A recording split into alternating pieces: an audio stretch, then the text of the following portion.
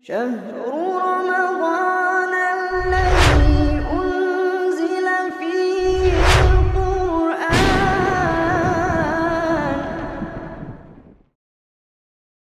Bismillahirrahmanirrahim. Assalamualaikum warahmatullahi wabarakatuh. Innalhamdulillah wassalatu wassalamu ala rasulillahi wa ba'd. Saudaraku kaum muslimin dan muslimat yang dirahmati Allah Subhanahu wa taala, dalam kitab Sahih Bukhari dan Muslim, Imam Bukhari dan Muslim meriwayatkan sebuah hadis dari sahabat yang mulia Abu Waqid Al-Harits bin Auf Al-Laitsi radhiyallahu anhu. Beliau menceritakan, pernah suatu ketika Nabi SAW sedang duduk bersama para sahabatnya di masjidnya, bermajelis ilmu, berhalaqah. Kemudian tiba-tiba datanglah 3 orang masuk dalam masjid dan melihat majelis Nabi SAW.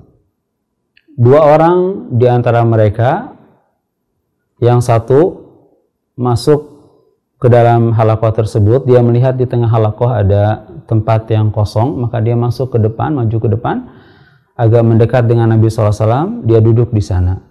Orang yang kedua, dia duduk di barisan paling belakang dari halaqah tersebut. Adapun orang yang ketiga, maka dia berpaling dari majelis dan keluar dari masjid. Selesai halaqah, Rasulullah SAW bertanya kepada sahabat waktu itu, "Ala ukhbirukum anin nafari thalatha?" Maukah kalian aku beritahukan tentang kabar ketiga orang tersebut? Amma ahaduhum fa'awa ilallah fa'awahullah wa ammal akhar fastahyallahu min wa ammal akhar fa'aradallahu an. Kelompok yang pertama adalah orang yang ketika menemukan majelis ilmu, dia akan sangat bersemangat untuk menghadirinya. Dia cari tempat terdekat yang bisa dia tempati untuk bisa lebih jelas mendengarkan materi yang sedang disampaikan.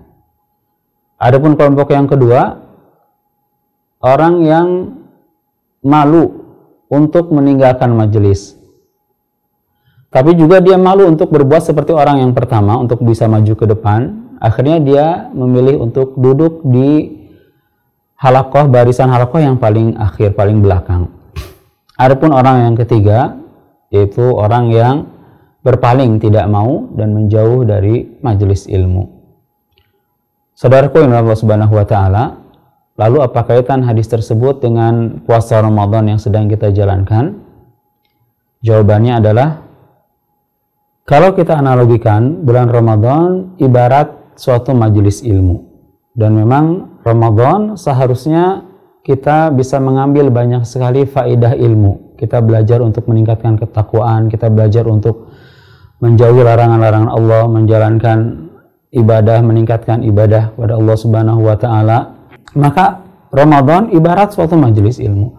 Ternyata sikap kaum muslimin pun terhadap bulan Ramadan juga kurang lebihnya sama. Bisa kita bagi menjadi 3 kelompok.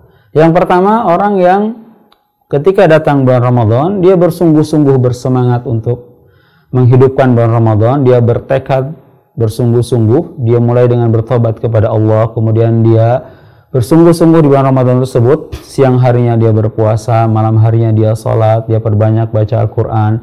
Dia jauhi semua yang dilarang oleh Allah Subhanahu wa taala. Ini tentu derajat yang paling tinggi. Kelompok kedua, orang yang berpuasa namun motivasi dia berpuasa masih ada unsur malu dari orang lain, tidak sekuat orang yang pertama. Masih ada unsur malu dengan keluarganya, malu dengan teman-temannya, malu dia melihat adik kakaknya di rumah berpuasa, membaca Al-Quran, sholat tarawih. Akhirnya dia ikut berpuasa, ikut membaca Al-Quran, ikut sholat malam.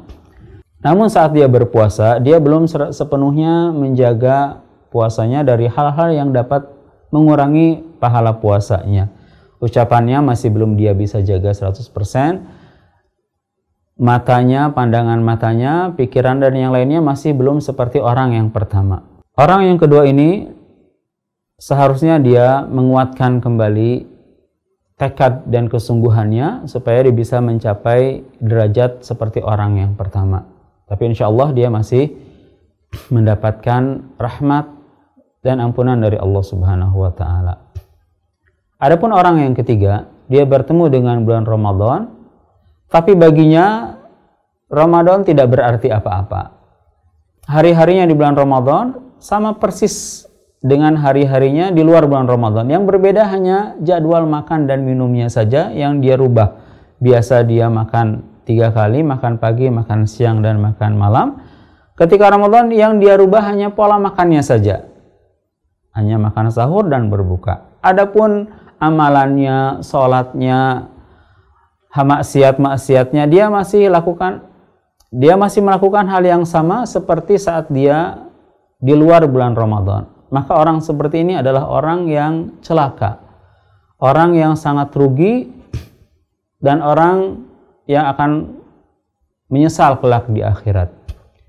Pertanyaan yang perlu kita tanyakan kepada diri kita masing-masing, termasuk kelompok manakah kita? Kelompok yang pertama, yang kedua, atau yang ketiga? Dan jawabannya pun ada dalam diri kita masing-masing. Semoga Allah Subhanahu wa taala menjadikan kita bisa termasuk ke dalam kelompok yang pertama, yaitu kelompok orang-orang yang bisa memanfaatkan momen Ramadan ini untuk benar-benar mendekat kepada Allah Subhanahu wa taala, meraih rahmat, ampunan, dan ridhonya.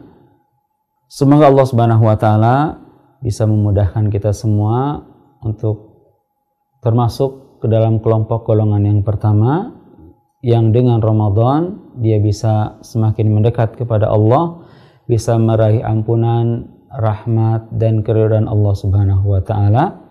Amin amin ya rabbal alamin.